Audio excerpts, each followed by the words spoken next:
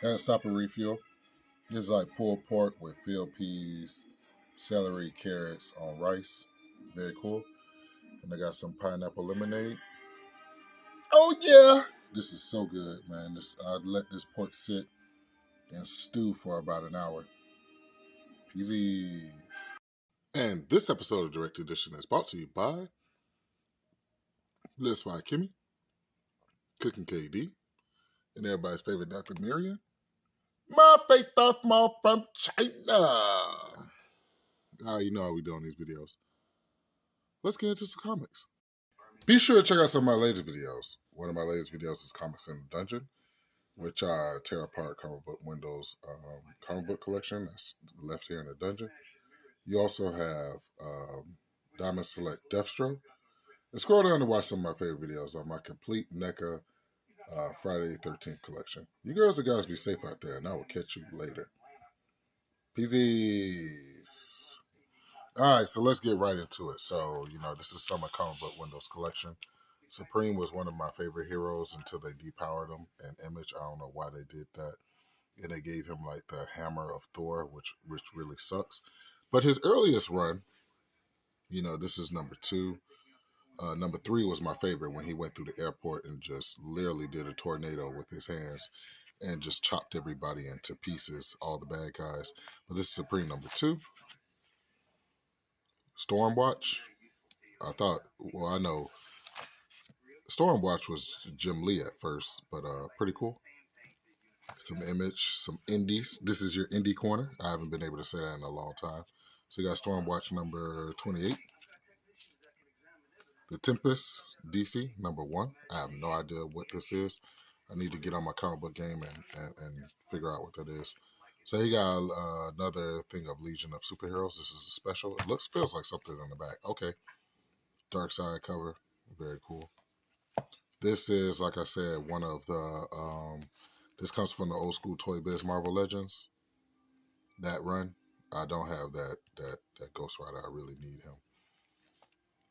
Okay, this is the first appearance of the Marvel Zombies. So this is a cool book to have. Doom cover, Ultimate Fantastic Four, number 32. Hulk versus Wolverine. Very cool cover. Feels like something in the back of it. Okay, it's just a wraparound cover. That's a variant because it's a director's cut. Uncanny X-Men. Emma Frost actually came back through Iceman and amplified his powers. There's got to be another Marvel Legends book because this is a classic X-Men. Yep, it is. Pretty cool. Okay, so you have the Executioner song, which is a pretty cool storyline. It was just very wordy. That is when Strife affected Professor X with the Legacy virus, I think. But then you realize who Strife is. They finally revealed who he is, and that's another Executioner song. All right, let's keep going. Okay, we got some more pretty cool X-Men. This is Magneto's War. This is the Uncanny X-Men, the Executioner song. I think this is the beginning. That actually looks like Cable, but it's actually Strife, which is Cable's clone, which is pretty cool. And Strife doesn't have any weaknesses of Cable, so he's like Nate Gray of the Age of Apocalypse, which is pretty cool. This is another Uncanny X-Men. This is like an early Bishop appearance.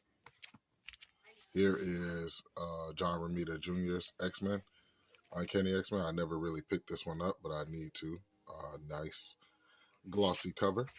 Oh, this is when I introduced Comic Book Window back into comics.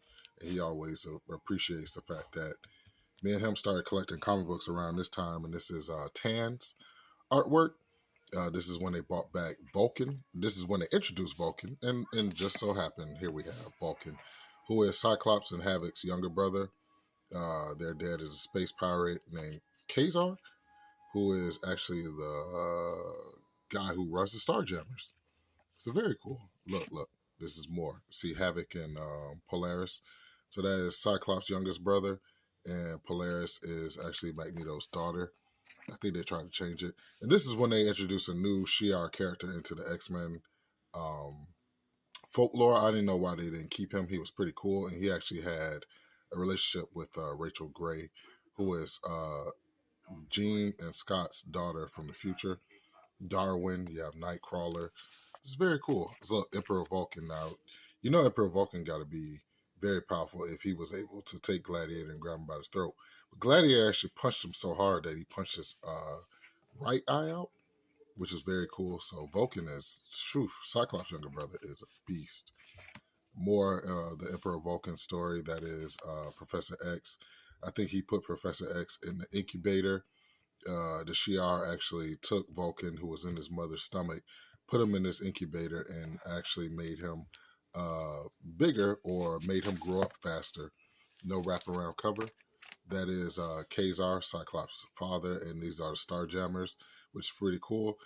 This girl actually, I forget her name, but she actually had a relationship with Warpath, and that's who you saw in the first cover.